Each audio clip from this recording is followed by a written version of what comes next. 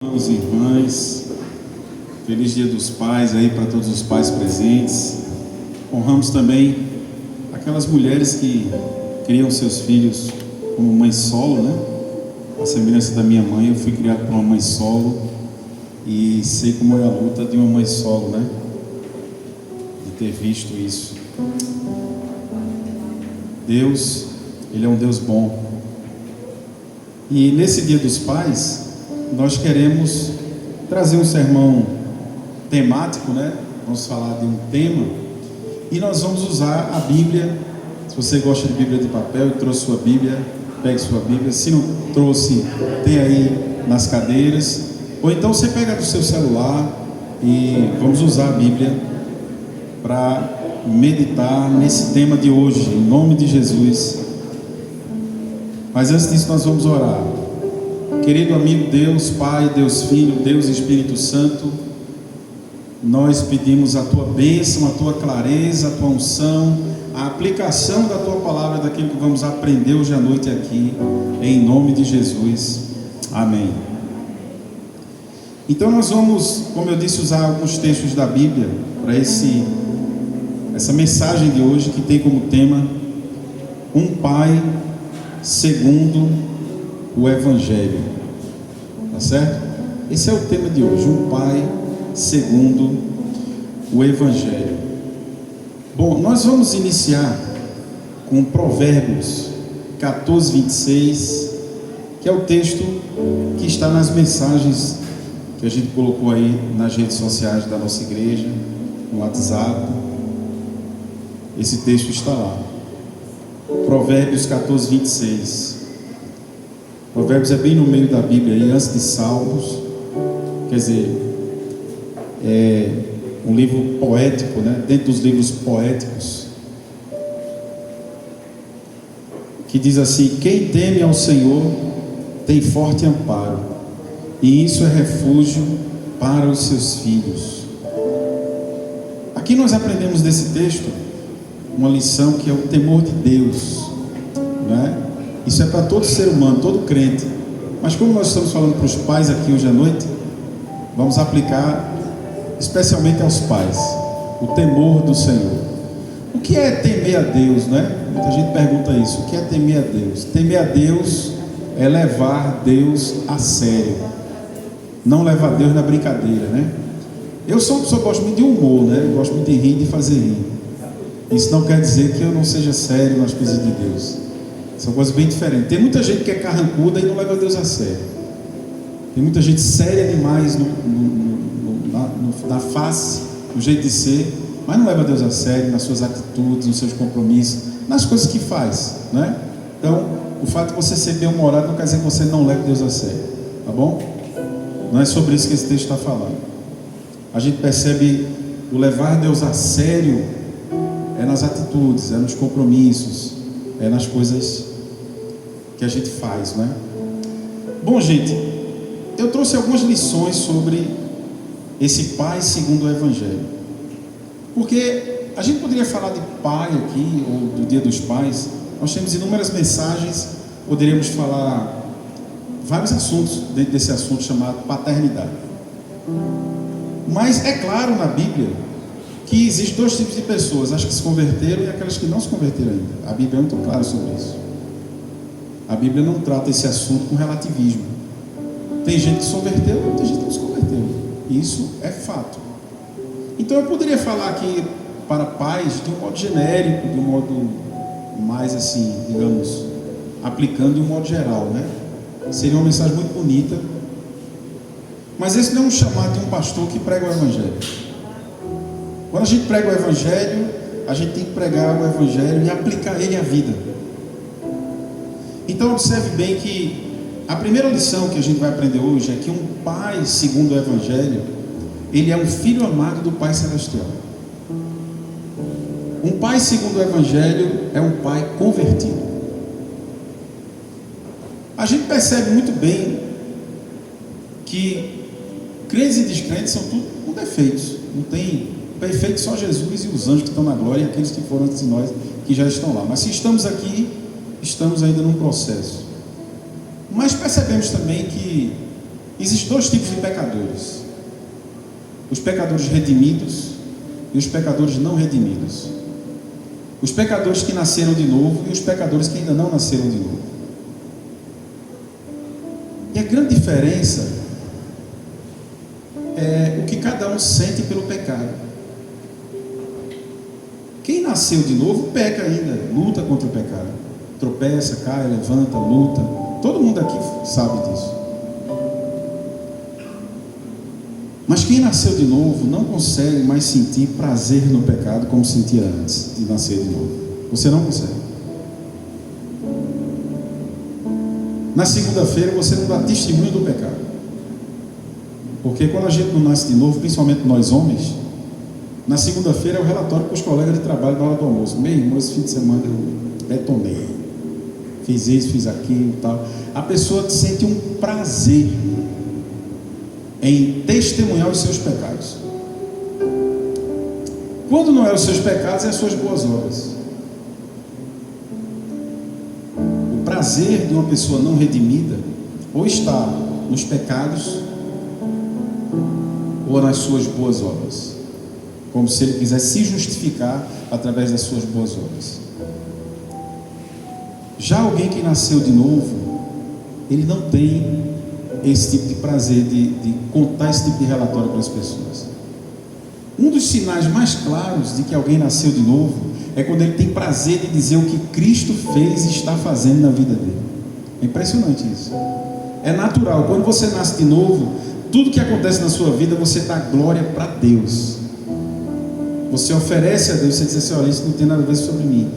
Eu gosto muito de uma frase do reformador João Calvino, da Reforma Protestante, que quando ele ficou bem famoso por causa dos seus feitos de pastor, de reformador, e ele recebia muitos elogios, e Calvino diz assim: olha, tudo que vocês veem de bom em mim é Jesus, e tudo de ruim sou eu. Que diferença de testemunho, né? Ele não rouba a glória de Deus. Irmãos, quando a gente está em Cristo, o nosso prazer não é falar da gente, não é falar dos nossos feitos, não é dar glória para a gente. A gente não sente mais prazer nisso. E não é religiosidade, não é fanatismo, não é nada. É um prazer mesmo. A gente não sente mais prazer em autoglorificação, porque isso não sacia mais a nossa alma. A gente sente prazer em dar glória para Deus, para Deus, para Deus, para Deus. Como foi cantado aqui, a gente sente isso porque a gente entra na presença dele. Quando você entra na presença dele, você encontra um gozo que você não encontra em nada nessa terra. A presença de Deus nos dá um gozo, nos dá uma pacificação, nos dá uma sensação de pertencimento, nos dá um batismo espiritual que, meus irmãos, nada nessa terra vai dar a você e a mim. Nada, esqueça, não existe concorrência para isso. A presença de Deus, e glória ao nome dele por isso. Porque cada um aqui já teve suas experiências. Eu tive as minhas também. Eu tive minhas experiências com o pecado. E pecar é bom. Se você quer rir, é mentira. Pecar é gostoso. O problema é o carnê das Casas Bahia que chega depois. 24 prestação, 36, 48, 60 e por aí. Cada carnê tem a sua tessitura, não é?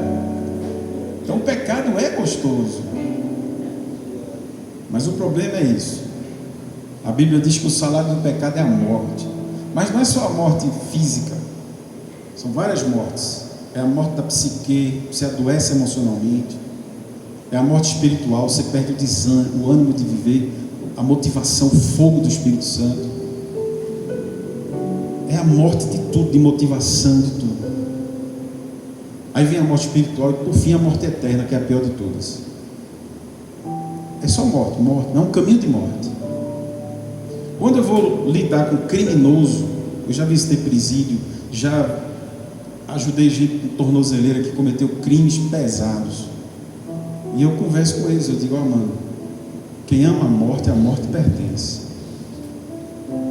Ou você larga esse caminho de morte ou ela vai te engolir.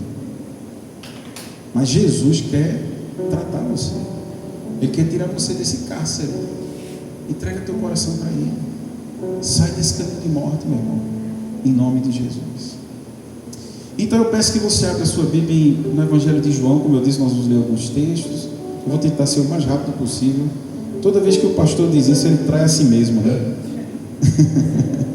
Mas eu vou tentar.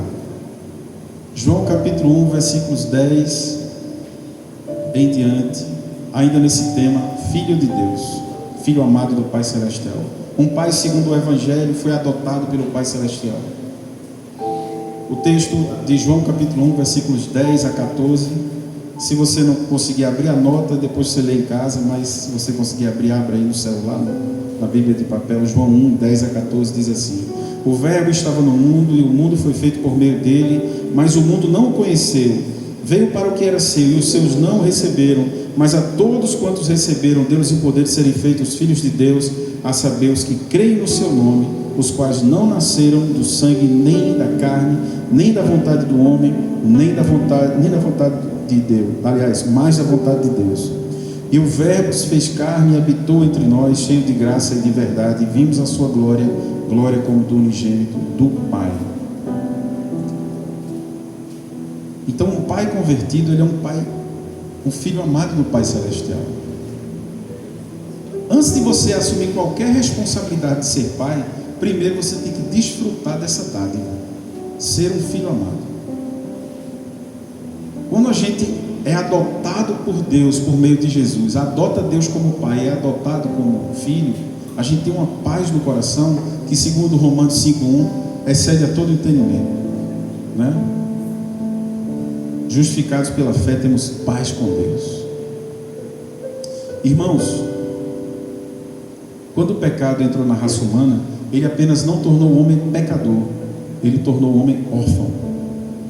O pecado roubou a nossa filiação. A gente deixou de ser filho lá no Éden. Por isso que um sente um vazio. O ser humano sem Deus sente um vazio imenso. Mas quando ele entrega a vida a Jesus, esse vazio é preenchido pela presença do Pai Celestial no coração, em nome de Jesus. E se você ainda não entregou seu coração a Jesus, talvez não, com certeza, hoje é o dia de você fazer isso. E você se render, dizer assim: hoje eu quero entregar meu coração a Jesus. Porque a adoção, segundo o teólogo James Packer, é o maior presente do Evangelho para nós pecadores. O maior presente do Evangelho, mais do que tudo, se você pegar as várias dádivas, as várias bênçãos, a prosperidade, a provisão do Senhor, a justificação pela fé, se você pegar o perdão dos seus pecados, seu nome está escrito no livro da vida, se você pegar a lista de bênçãos e promessas que tem na Bíblia, a maior bênção de todas é a adoção. Porque eu era órfão do Pai Celestial, e eu tentava procurar meu Pai Celestial no meu Pai da terra. Uma das coisas que os filhos fazem com os pais inconscientemente é, quando você não tem uma relação com o Pai Celestial, você quer que o seu Pai da terra ocupe o lugar do Pai Celestial. Isso é um peso muito grande que você bota nas costas do seu Pai da terra. Seu Pai da terra pode ser o melhor do mundo, mas ele nunca será seu Pai Celestial. Isso, veja, o que eu estou pregando aqui, eu ensino para os meus filhos. Quando eles vêm me pedir coisas assim, grandes, eu digo: meu filho, minha filha, será que você está me confundindo com o papai do céu? Não faça isso comigo não. Tu faz o seguinte: te tranca no teu quarto e conversa com ele, que essa aí eu não posso resolver não.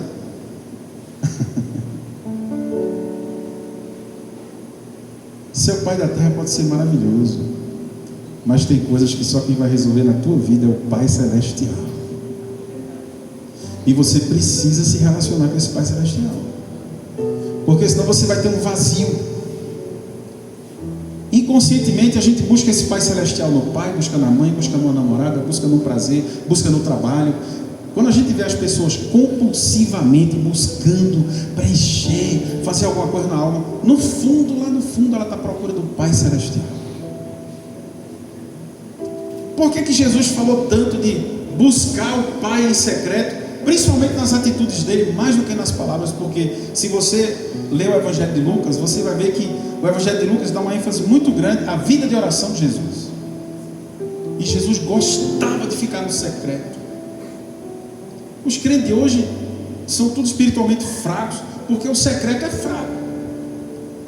A gente só gosta de oba-oba, cursinho, não sei o quê, não sei o quê. Somos crentes eventuais, crente de evento. Eu sou crente há 34 anos e eu observo algumas pessoas dizendo assim: vai vir um seminário de vida no Espírito Santo, estou botando todas as minhas fichas. Aí termina o seminário de vida, absorvendo o fogo, aí daqui a pouco, 1 semana, 2 semanas, 3 semanas, 4 semanas, o fogo acaba. Aí agora o próximo evento, vai vir um cursinho, vou trabalhar no cursinho, vou botar todas as minhas fichas no cursinho. Aí trabalha no cursinho, aí se renova, aí volta um foguete. Daqui a pouco não consegue nem sair da cama. Aí vira, aí toma esse negócio, tome evento. Se tirar os eventos, fica feito uma barata tonta rodando assim. O que é que eu vou fazer na vida agora? Se tirarem todos os eventos da sua vida, você consegue ser crente? O seu secreto é suficiente para lhe sustentar o resto dos seus dias? Essa é uma pergunta importante. Porque a oração é um evento. O Bill Johnson disse isso essa semana num sermão que eu escutei. Ele disse assim: a oração é um evento. É um encontro de dois amores. O amor do Pai Celestial com o amor dos seus filhos amados. Irmãos, o nosso maior prazer precisa ser o nosso Pai Celestial. Então você que é pai, antes de você assumir suas responsabilidades, é difícil ser pai, né? Por favor, levanta a mão assim para eu ficar sozinho, em nome de Jesus. É um desafio. Vou dizer que nem no Nordeste, é um desafio da gota. Não é? É duro. As mulheres dizem assim: é muito difícil ser submissa. Vai ser pai para tu ver. Vai ser o homem da relação para tu ver. Com todo respeito, o maior desafio é do homem mesmo. Não tem igual. Estou falando da Bíblia, não é minha opinião, é a palavra de Deus. Jesus chegou para mim quando eu li lá em Efésios assim: Valdemar, tu tem que amar Priscila igual eu amo a igreja. Eu digo: mas Jesus, tem um negócio melhorzinho não? Me arruma um serviço mais fácil. Amar minha esposa como Cristo amou a igreja. Meu irmão, não tem coisa mais difícil que isso. Ser submissa é mais fácil. Vamos trocar. Você pensou o tamanho do desafio? Então, antes da gente partir para essas responsabilidades, primeiro a gente precisa deitar no colo do Pai. Então a primeira palavra que eu quero dizer para você, pai, que está aqui essa noite: descanse no Pai Celestial, meu irmão. Descanse no Pai. O Pai, Ele vai te dar força. Eu estou pregando um sermão que é muito maior do que eu, gente. Eu estou pregando uma mensagem porque é o seguinte: o dilema do pregador é pregar uma mensagem que é maior do que ele. A mensagem é maior que o mensageiro. Eu estava conversando com um cara bem moralista, presbítero, e ele disse assim: olha, eu sou do tipo que só prego o que eu vivo. Eu digo: então tu deve pregar quantos por cento da Bíblia? Diz aí. Papo reto. Quantos por cento da Bíblia tu prega? Quantos por cento tu vive das Escrituras? Tu deve pregar uns 20%. 30%, quantos por cento você vive aí? Então eu prego o que eu vivo e prego o que eu não vivo para poder levar uma lapada e me consertar.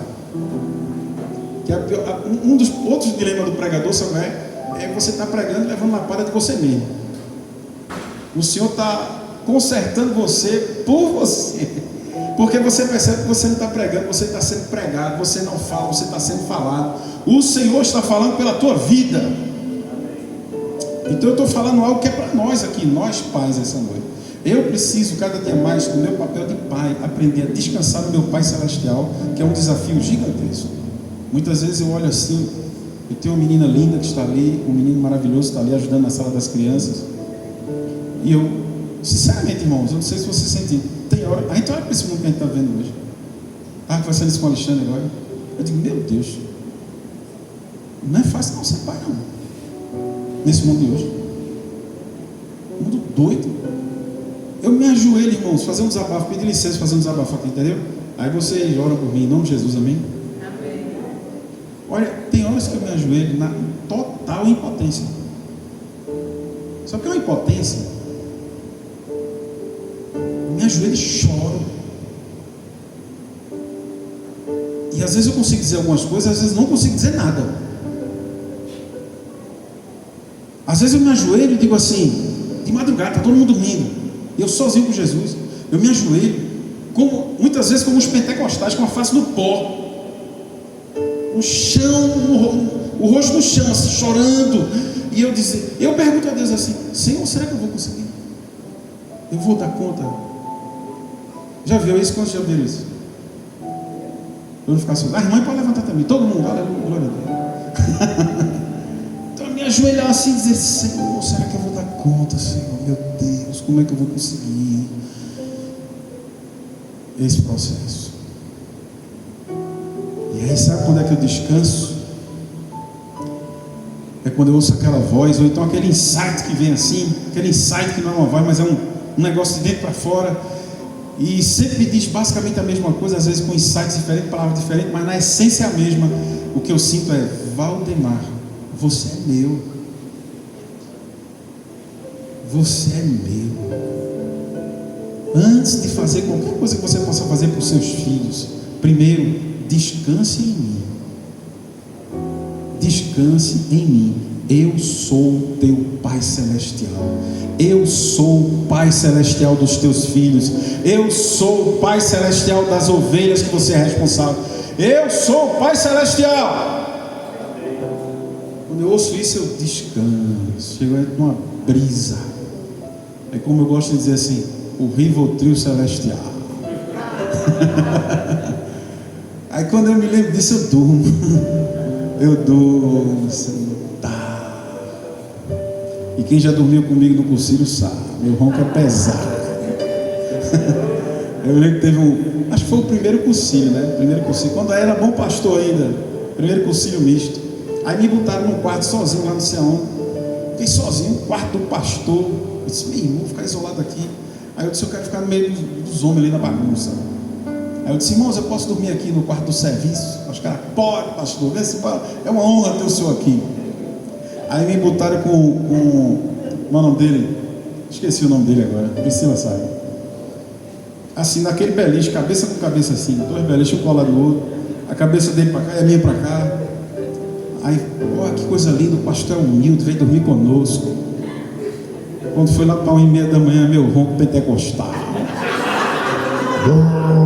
Né? Aí o irmão, né, não dormiu a noite toda, entrou em vigília, gravou meu ronco miserável. Gravou, né? Aí quando foi 5h30 da manhã, eu dormindo pesado, assim, trabalhar em cursilho, a gente já sabe como é luta, né? Cansado. Aí eu ouvi aquele negócio, aquela gravação no meu ouvido. Eu digo: rapaz, Jesus está voltando. Que trovão é esse, Jeová? Aí eu: o que é isso, hein? Aí ele: qual foi aquele que dormiu comigo no cursilho, Priscila? Que eu ronquei no pé do ouvido dele?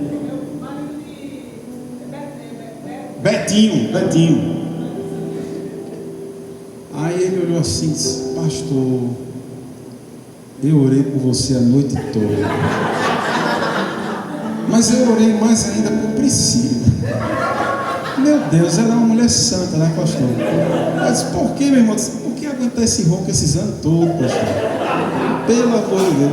Aí ele disse: volta para o seu quarto, fique lá. A gente não quer o senhor mais aqui, porque senão terminar o cursilho a gente não vai dormir, não é? Então é interessante que eu chego no cursilho, eu percebo as ovelhas, né? Amorosas. Aí diz assim: pastor, a gente lhe ama muito, reservamos um quarto ali só para o senhor. Não é?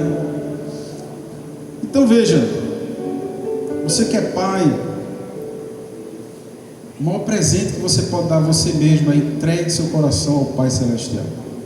Ele vai te dar força na missão de ser pai. Ele vai te renovar essa noite, em nome de Jesus. E os jovens que estão pensando em casar, aleluia, se preparem. Vai ter uma relação com o Pai Celestial aí, viu? Porque quando chegar tu vai ver a bênção. Então, não, palavra de esperança, né? É verdade. Não, é maravilhoso, olha, é lindo, é uma bênção. Não, mas tirando esse lado, é muito bom, porque a gente conhece mais o Pai Celestial, né? Mas vamos para a segunda lição.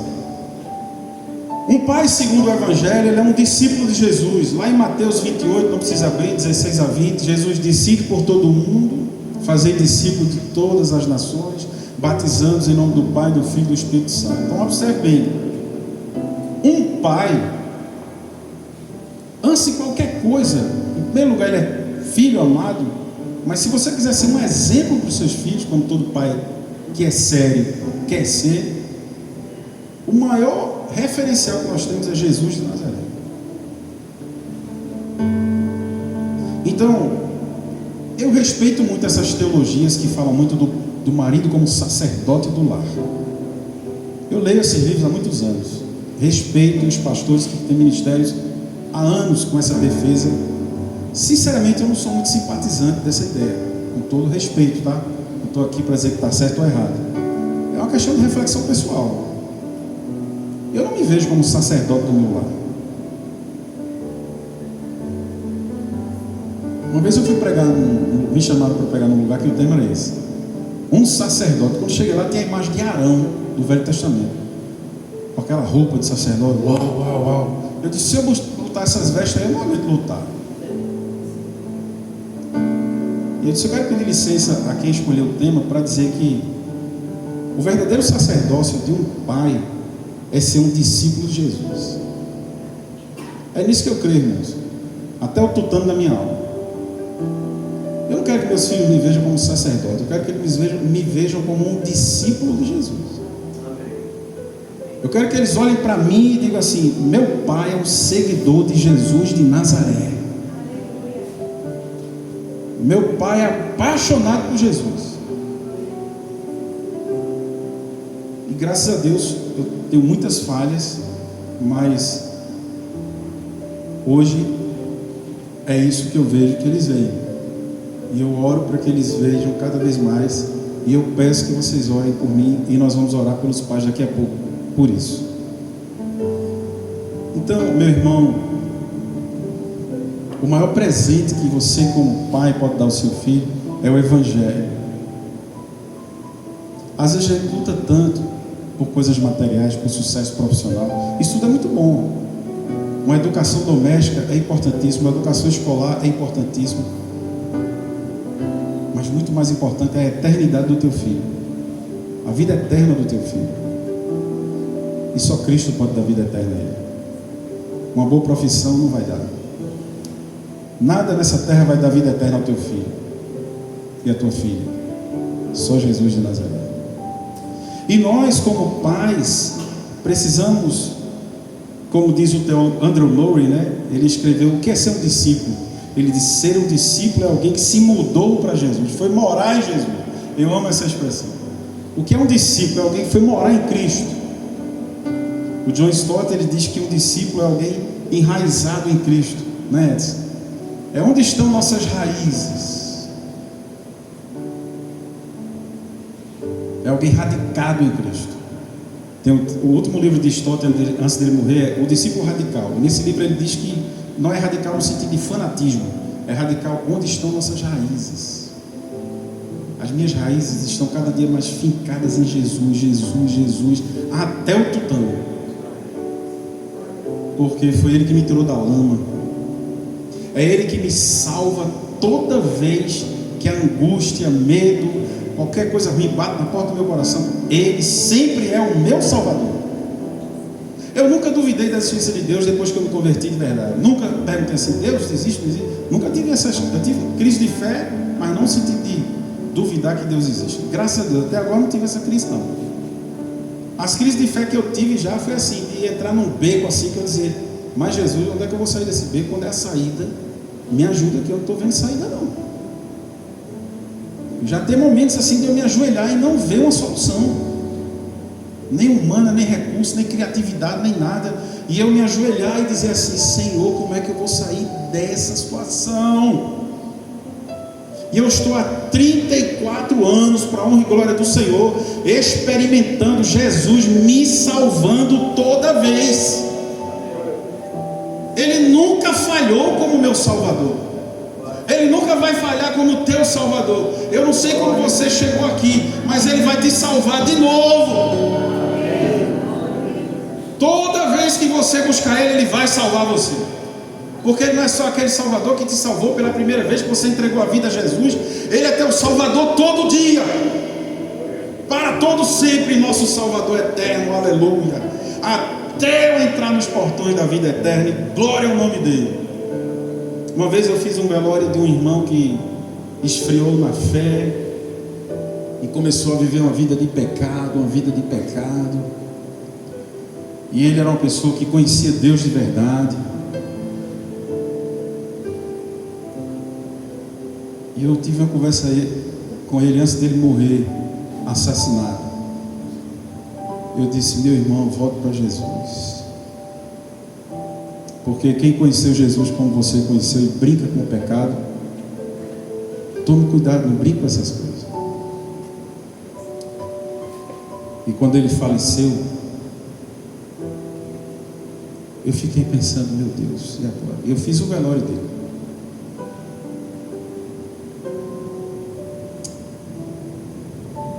Uma das coisas mais difíceis é fazer velório de amigo. Fiz o velório de Edson, meu amigo, tantos anos. Para a gente que é pastor é difícil, muito difícil. E nesse rapaz, eu orei. O que dizer, Senhor, no velório dele? E Deus me deu o texto de Isaías 57:1, que diz assim: Deus leva os seus antes que venha o dia mau. Deus levou Sansão antes que o diabo levasse. E foi isso que eu disse no velório desse rapaz. Eu disse: olha, Deus levou ele antes que o inimigo levasse.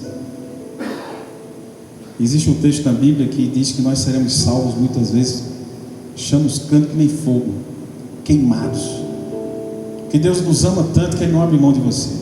É lógico que eu não posso me aproveitar dessa verdade para sair por aí pecando, entende? Mas o que eu estou querendo dizer é que isso é muito verdade nas Escrituras. Mas a gente não precisa chegar a esse ponto, a gente não precisa se entregar ao pecado. A gente pode viver de maneira digna na presença do Senhor. Então veja bem, ser um discípulo de Jesus é o que o seu filho mais espera de você, papai. É ele olhar para você e dizer: eu vejo meu pai seguindo Jesus. Eu vejo que meu pai tropeça, mas levanta e continua, levanta e continua, levanta e continua. E ele vai se aperfeiçoando cada vez mais. A gente, como discípulo de Jesus, a gente percebe que o padrão é alto, né? O primeiro ponto foi muito confortável, né? Você é um filho amado do Pai Celestial, Ele vai cuidar de você e tal. Mas o segundo ponto, o sarrafo subiu. A gente foi com um padrão lá em cima, né?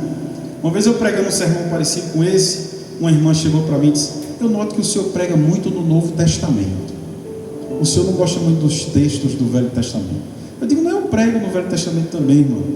Ela disse: mas eu acho que o Velho é melhor. Aí eu disse: por que você acha o Velho Testamento melhor? Ela disse: porque as coisas são mais difíceis, tem mais santificação, é lapada, é não sei o quê. Eu acho o Novo muito fácil, tudo muito fácil, ficou moleza. Aí eu disse: irmão, você está lendo a Bíblia errada. Que eu leio a Bíblia há 34 anos, quando eu chego no Novo Testamento, a percepção que eu tenho é que o sarrafo subiu. Quando eu vou para o Velho é mais fácil. Ah, como assim, pastor? Porque veja bem, no Velho você não encontra nenhum versículo de um profeta chegando assim. Imagine Elias: dê a outra face ao seu inimigo, abençoe quem lhe amaldiçoa, ame seus inimigos. Tem isso no Velho? Tem não, meu irmão. É mais fácil: mata logo Jeová, queima ele, bora para a guerra, uau.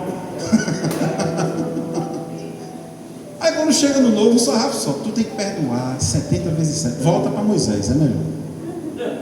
70 vezes 7, pelo amor de Deus, que negócio complicado, não é? Então essa história de dizer que o Novo Testamento é mais fácil, a pessoa está interpretando errado. Ela não está entendendo a Escritura, não. Ela não está entendendo a mensagem. Está lendo errado, não entendeu nada. Então ser um discípulo de Jesus é isso. Você ora pelo político que você odeia, por exemplo, perguntar a você aqui, no papo reto. Mas não ora para matar não, né? Você ora pela salvação dele, que ele se converta, Senhor. Às vezes dá tanta raiva o cara diz assim, Senhor, converte esse miserável, né? Toca o coração dele, Jesus, não é? Mas a gente não pode ter ódio no coração. No Novo Testamento não há essa autorização para o ódio nos governar. Não há, a gente tem que amar todos, todo tipo de gente, não é? Tem um escritor que eu amo, Brennan Manning, que ele diz assim: você tem que amar os homens maus, e o primeiro deles é você. A primeira pessoa má que você tem que amar é você mesmo, porque a gente é tudo pecador. A dificuldade que a gente tem de compartilhar as coisas, de dividir os negócios. A gente é egoísta mesmo. E já nasceu assim, viu? Eu dando aula de teologia, eu disse, seja o pecado original, vamos estudar o pecado original. Aí uma pessoa recém-chegada na igreja, foi inventar, fez curso de teologia, aí soltou logo avisando, eu não creio no pecado original. Eu disse, crê não. Ela disse, não. Eu não acredito que uma criança, um bebezinho é pecador. Eu digo, não. Eu disse, não. Uma criança é pura. Ela nasce pura, uma folhinha em branco. Eu digo, rapaz, eu estou atrás dessa folha. Porque as crianças têm as suas purezas. Mas já notou que ela é egoístinha? Só quer o pai para ela, só quer a mãe para ela, só quer as coisas para ela. Aí esse camarada disse isso no primeiro mês de aula. Ele ia passar um semestre nessa cadeira, né? No meio do semestre ele pegava metrô para ir para o seminário. Ele disse, pastor, eu mudei de opinião. Eu disse, foi? Qual foi o livro que tu leu? Foi o livro não, eu estava no metrô. Aí tinha uma mãe sozinha carregando 4 meninos. Aí tinha um maior, o outro, aquela escadinha, o menorzinho atrás. Aí, o menor, o do meio ali, menor, do pequenininho, deu uma lapada no da frente. Quando a mãe virou, ele disse que foi o de trás. Foi ele, mamãe. Aí a mãe deu uma lapada no de trás. Aí eu fiquei com vontade de me meter na briga. Eu digo, como é que uma criancinha pensa isso? E faz isso, né? Aí o outro rapaz na sala de aula disse, poxa, eu conheço um que meteu o dedo no olho do outro e disse que foi um cisco. Não é? Lógico que guardadas as devidas proporções, a criança não peca como um adulto, né, gente? A gente sabe disso. Mas Davi diz no Salmo 51, em pecado me concebeu minha mãe. A gente precisa da misericórdia de Deus desde o ventre da mãe, desde do nascimento do bebezinho, né? Então eu queria perguntar a você, pai, você discipula seu filho? Deus me perguntou isso. Eu, como pastor, prego para tanta gente, ensino a Bíblia a tanta gente.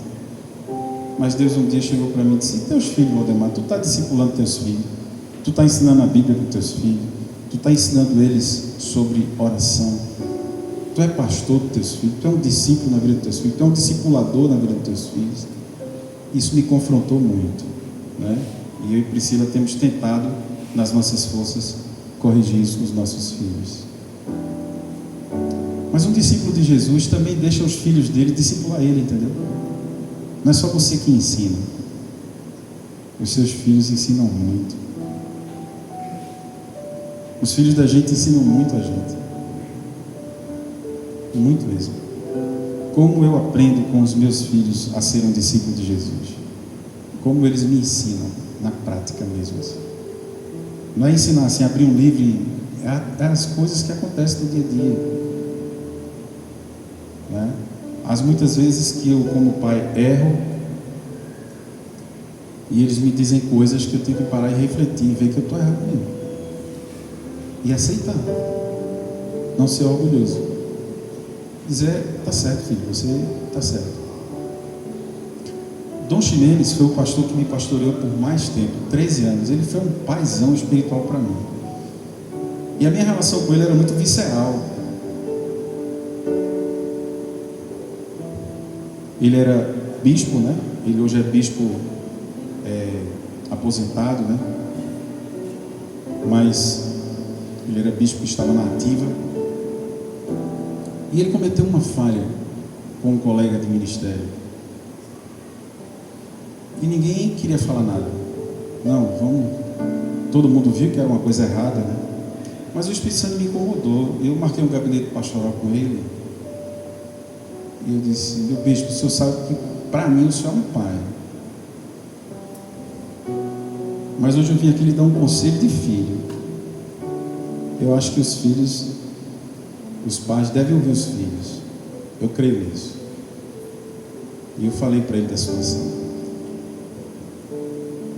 E ele foi um homem humilde. Ele foi lá e pediu perdão à pessoa. Ele me ouviu. Isso para mim foi uma aula de discipulado. Um pai, um líder, um bispo, um homem com autoridade, uma história muito maior que a minha, uma estrada muito maior que a minha. Mas ele parou para me ouvir. E ouviu um conselho de um filho. Aquilo foi uma lição para mim muito forte, como discípulo de Jesus.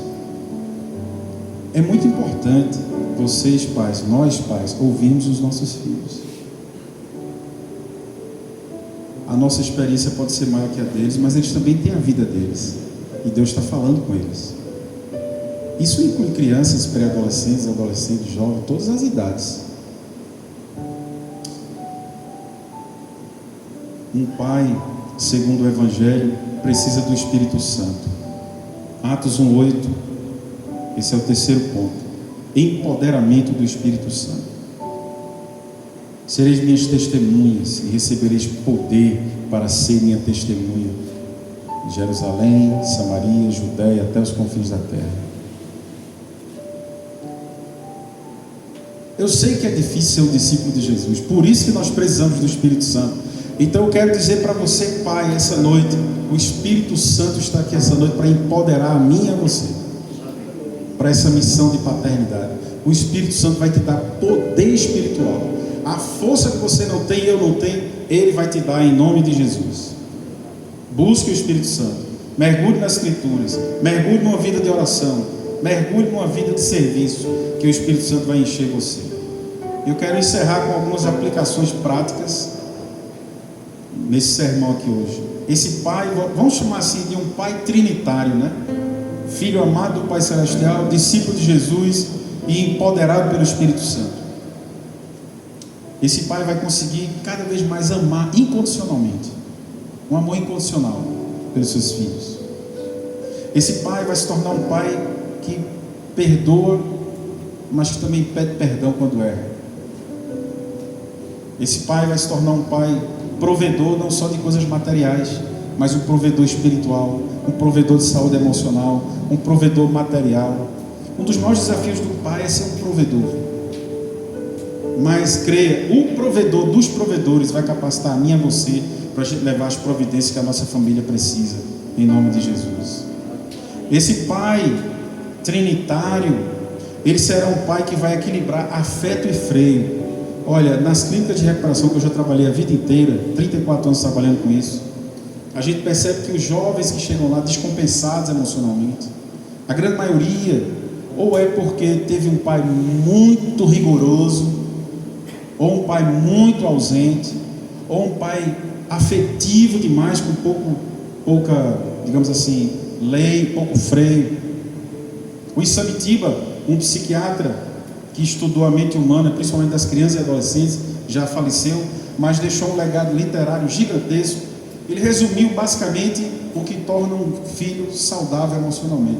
São pais, em especial o pai, estamos falando dia dos pais aqui, que dão afeto e freio ao filho, afeto e freio, afeto e freio, afeto e freio. É esse equilíbrio, entende? Trazendo para a teologia da Bíblia, né? Teologia bíblica é lei e graça, graça e lei. Esse equilíbrio é que vai fazer a saúde emocional e espiritual dos nossos filhos. E por fim, o exemplo. É esse exemplo que cada vez que a gente vai dando, vai formando os filhos da gente. E eu quero encerrando, trazendo uma palavra para os filhos que estão aqui presentes. Nós, como filhos, temos um papel. Se nós queremos pais segundo o Evangelho, se você quer um pai desse para você, você precisa honrar seu pai. Honre seu pai, respeite seu pai, valorize seu pai, ame seu pai, porque o pai é um presente de Deus. Um jogador da Bélgica, o filho dele foi nascer agora na Copa do Mundo, e ele deixou a concentração, foi da Bélgica, não foi? E foi lá ver o menino nascer, aí voltou. Aí uma feminista dessa aí da mídia disse assim: pai não serve para nada na hora do parto. Botou isso na mídia. Aí o jornal que ela era responsável demitiu ela. Deu tanta polêmica esse negócio, dessa frase dela, que ela foi demitida, né? Aí perguntaram a ele: o que é que você acha dessa frase da feminista? Eu digo: ela não é pai. Porque do mesmo jeito, veja, com todo respeito às mães, hoje é dia dos pais, é a minha vez, uau, é a nossa vez. Aí, veja, com todo respeito às mães aqui presentes, a gente não sabe o que é ser mãe. Eu não vou concorrer, não dá. Mas olha, vocês também não sabem o que é ser pai.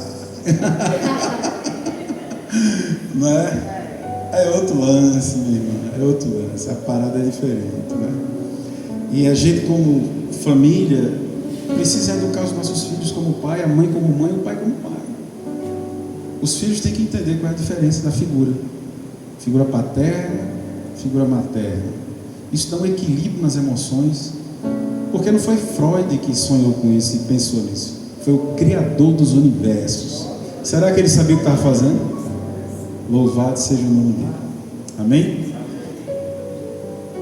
Olha, nós vamos ter daqui a pouquinho uma apresentação para as crianças, mas vou pedir para segurar só um pouquinho, para a gente orar pelos pais. Quero chamar os pais aqui à frente. Venham aqui, por favor. Podem vir. Vocês são corajosos. Tenha medo não, tenha fé. Isso, a gente é pai mesmo, tem que assumir. Eu sou pai, né? Olha, eu queria abrir meu coração para dizer uma coisa especial para vocês, pais aqui, em especial aos pais aqui. Olha, uma das coisas que eu tenho mais orgulho, no sentido saudável da palavra, é de dizer para os meus filhos assim, às vezes quando eles vêm peitar, eu digo: não peite não, que aqui é seu pai, rapaz. Eu sou seu pai. Mas eu digo isso com um orgulho tão grande, sabe? Porque uma das tarefas da gente como pai não é só dar carinho,